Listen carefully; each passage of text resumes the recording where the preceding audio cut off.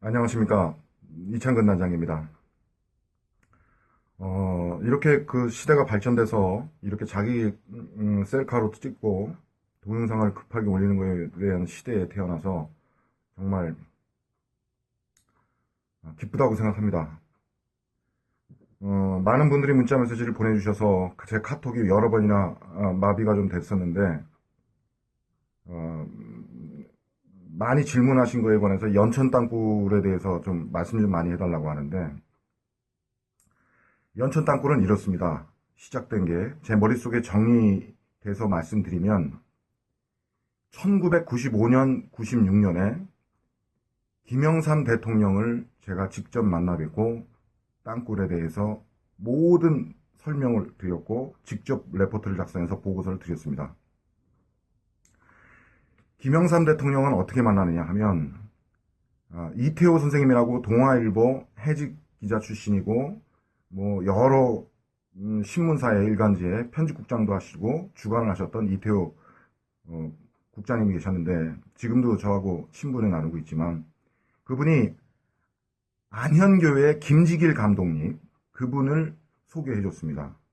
그 김지길 감독님한테 목사님인데 제가 땅굴에 대한 증거나 장소, 행주산성, 그 다음 하남, 그 다음에 연천 백학면 연천군 노곡리 교회 다 모시고 제가 가서 실상이 이렇다라는 것을 말씀을 드리니 레포트를 작성해가지고 만나자. 그래서 김영삼 대통령한테 말씀을 드렸죠. 김영삼 대통령은 깜짝 놀라면서 얘기를 하셨습니다. 비밀, 비선으로 특명을 내릴 테니까 땅굴을 찾아라. 그때 당시 국가안전비의 부장님이 권영애 부장님이셨고 그 다음에 그 밑에 하부 조직이 바로 요즘 얘기 나오고 있는 제주도 지부장까지 하시던 송영인 국장님이셨죠. 근데 송영인 국장님이 신분을 위조해서 화이트 요원인데 블랙으로 위장해서 몇몇 사람들을 모아서 송영철이라는 이름으로 정지용 씨 등 땅굴 관계자를 이제 몰래 불러서 왜 저는 제보한 당사자고 보고서를 쓴 당사자니까 그 열에 낄 수 없고 제 5열로 그 사람들을 지켜보는 입장밖에 안 됐으니까 정지용 등을 해서 했지요. 그래서 연천군 노곡교회 백학면 9mm 그 다음 동수천시 광암동 그 다음 행주산성 여러 군데를 작업을 하겠다고 그러고 그때 당시 예산 책정이 28억인가 29억이 예산이 책정이 돼서 작업을 하려는데 갑자기 전면 취소가 됐습니다.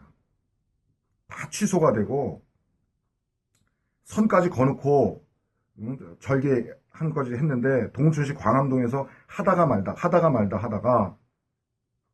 못했습니다. 그때 하는 것이 자기네 주무부서가 안기부가 아니라 국방부에서 찌르는 거죠. 왜 똑같은 부하인데 대통령 각각에서는 왜 우리 조직은 믿지 못하고 저쪽 조직을 믿느냐.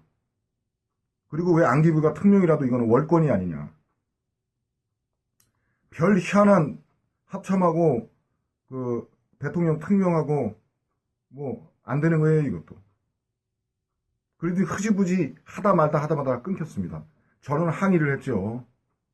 김지길 감독님이나 또는 권영애 부장님한테도 이거 왜 작전을 끝까지 안 하고 있느냐. 그래서 또 김영삼 대통령 쪽 라인에다가 계속 수시로 비서실에서 전화해갖고 이건 아닙니다. 왜 하지 못합니까? 땅굴을 끝까지 밝혀야 되지 않습니까? 약속 틀리지 않습니까? 라고 했는데 결국 못 밝혔어요. 그리고 제가 1997년도에 직접 7년도 말에서 98년도 9월 달에 직접 정지용 씨하고 저하고 연천 땅굴을 밝히게 가게 된 것이죠. 그러기 전에도 정권이 바뀌었죠. 정권이 바뀌고 권영애 부장님은 말도 안 되는 부품 공작으로 연루돼서 내부 서류가 대통령 인수위원회에 들어간 거는 어떻게 들어갔냐면 내부 안에서도 조직이 냄새 맡는 조직이 있어서 신정권의 대통령이 된다 가능성이 높다 그러면 그쪽에 붙어요. 그래서 내부 자료도 유출하죠. 그렇게 내부 자료를 유출하지 않으려고 내곡동 그 허닝릉 중턱에 가다 보면 비문 소각장이 있는데 그 비문소각장에서 김대중 대통령이 당선된다고는 첩보를 입수해서 인수위원회 직은 아직 대통령이 아니니까 무조건 인수위원회가 대통령 취임해야만 대통령이니까 김영삼 대통령 지형 또는 권영우 전 지령에 있어서 한 3박 4일 동안 불을 태웠습니다. 모든 비문을. 그러니까 땅굴뿐만 아니라 휴민트 움직이는 것들, 대북 첩보 수집하는 것들, 이러한 모든 마이크로필링까지 싹 다 없앴습니다. 태워버렸죠. 왜? 좌파 정권이 들었으면 그것이 어느 쪽으로 이용할지 모르니까요. 왜냐하면 김대중은 제가 영현씨라는 것이 있었고, 그 어머님이 또 뭐 2번, 3번 제가 했다는 것도 있고, 뭐 재산을, 남편 재산을 뺏어서 아들한테 줬다, 뭐 이런 것은 필요가 없죠. 제거를 10번 하든 5번 하든. 근데 도덕적인 문제로 숨겨둔 딸이 있다는 것을 안기부 민심처에서 확인을 했어요.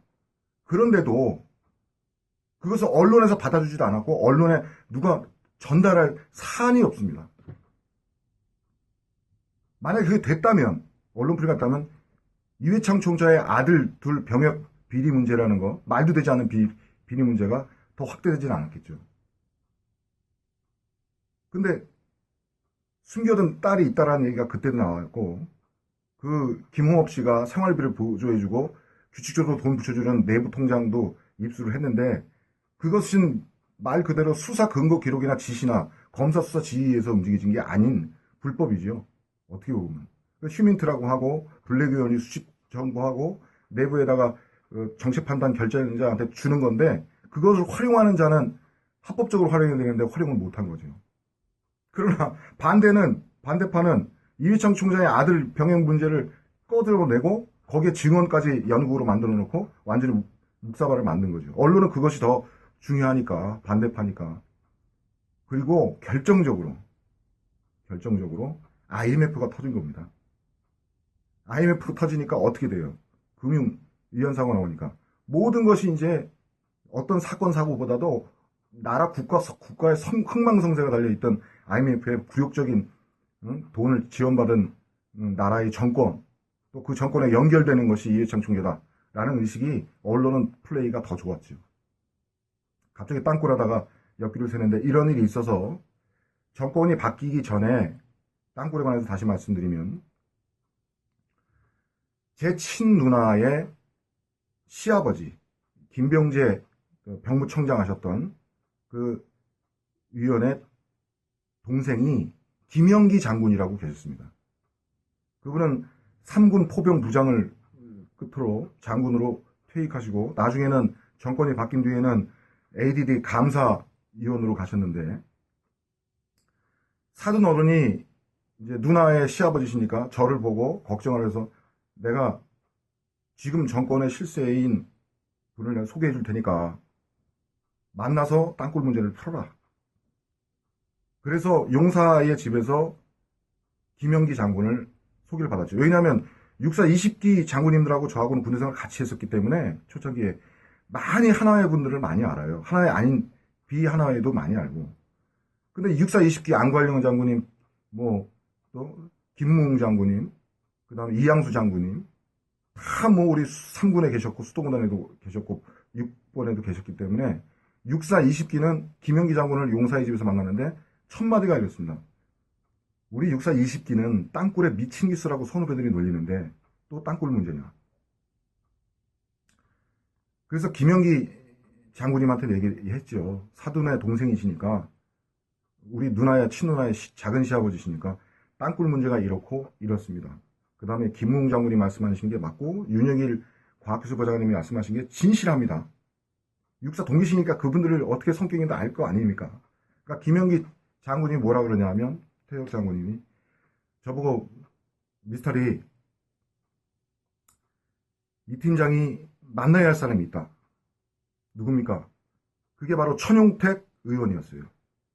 근데 저는 안 된다 그랬어요. 왜냐하면 천용택 의원이 국회의원 첫 번째 됐을 때 롯데호텔에서 만나갖고 얘기를 했거든요. 했는데 완전 부정적이에요, 생각이.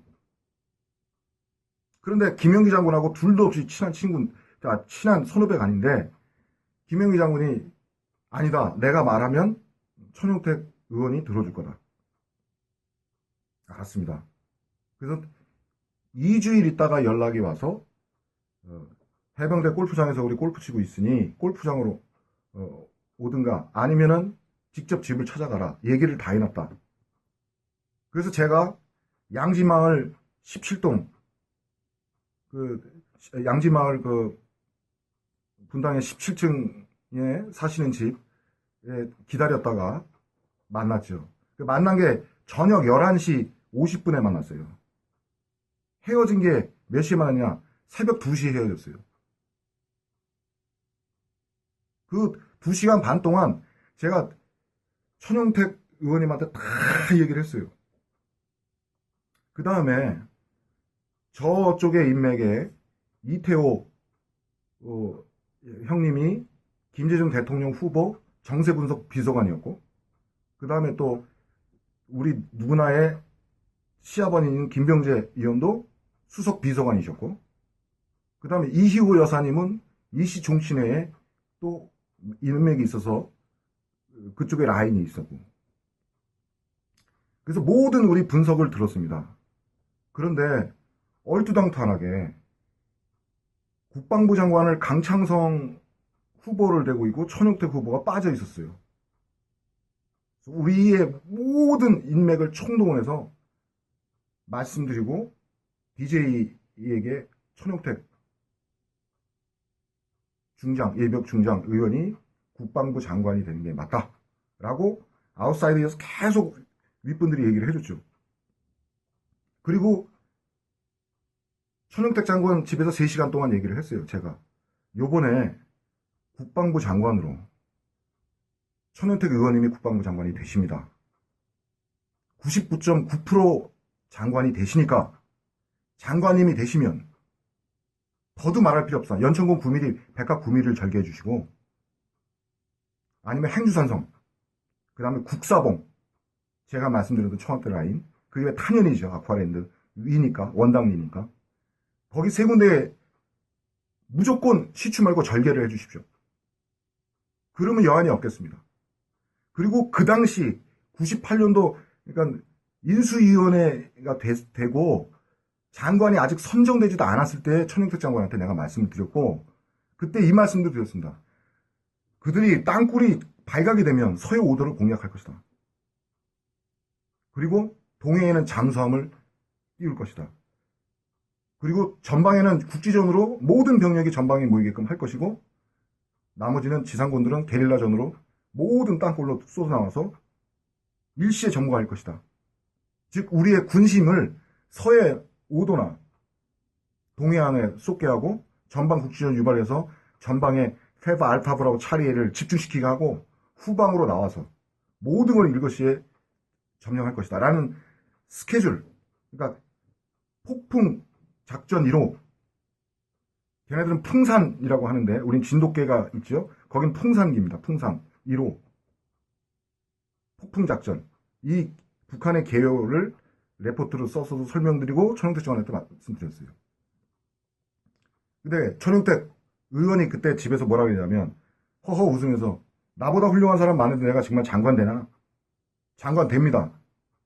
이태호 씨하고 김병재 위원님이 그렇게 말씀하시던가? 예, 직접 말씀하셨습니다. 근데 김영기 장군한테 미스터 리 얘기를 많이 들었는데 진짜 땅굴이 그렇게 심각한가? 심각할 정도가 아닙니다. 라고 말씀드렸죠. 근데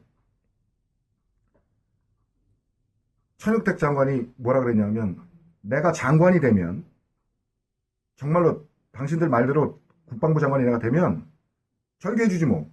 공병대를 동원하면 될 거 아니야. 요즘에도 이런 애국자가 있나? 하고 에스카레이터 밑에 차 타는데 택시 타는 데까지 마중을 나왔습니다. 그리고 국방부 장관이 됐고 천용택 장관이 약속을 안 지켜서 이태원동 뭡니까 관사 국방부 장관 공간으로 가는 차에 내가 뛰어들었죠. 장관님 왜 약속 안 지킵니까? 국방부 장관 되시면 해주신다고 그랬는데 내가 돈 벌어달라고 그랬습니까? 나보고는 그러더라고. 돈 벌라고. 도와주겠다고. 누구누구 소개해주고 그럴 테니까 군을 납품을 하든지 뭐 하든지 그런 회사를 들어가든지 뭘 하든지 먹고 살라고. 땅굴 하지 말고. 모든 합참 장군들이 땅굴 절대 없습니다라고 얘기하더랍니다. 내가 그